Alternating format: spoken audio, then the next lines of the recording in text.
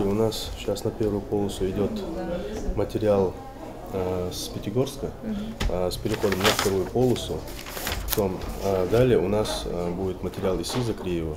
В редакции газеты «Вести Республики» верстают очередной номер. После прошедших событий в ночь на 4 декабря работа возобновлена. Уже сегодня около 17 тысяч своих подписчиков и других читателей о последних новостях проинформировал свежий выпуск газеты. Редакция временно расположилась в Доме радио. Кстати, именно это печатное издание признано лучшим по итогам ежегодной Кавказской интернет-премии «Прометей-2014», которая прошла недавно. Сегодня мы делаем газету. В то же время идет параллельно и подписка на нашу газету. Очень много желающих подписаться.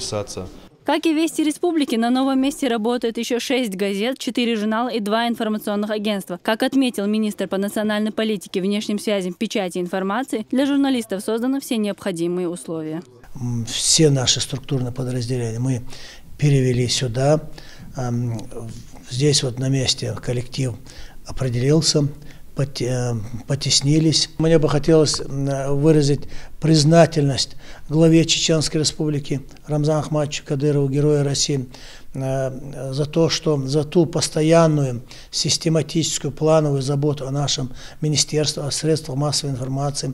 Всего Дом радио принял более 250 сотрудников печатных изданий и информагентств. Многие из сотрудников Министерства нацполитики даже уступили журналистам свои личные кабинеты. Теплый прием позволил возобновить работу в штатном режиме. Свои обновленные кабинеты на прежнем месте представители СМИ вернутся уже к Новому году. Восстановление Дома печати по поручению главы республики ведется в ускоренном темпе. Мария Манзорова, Аслан Эльбукаев, Муслим Типаев. Новости.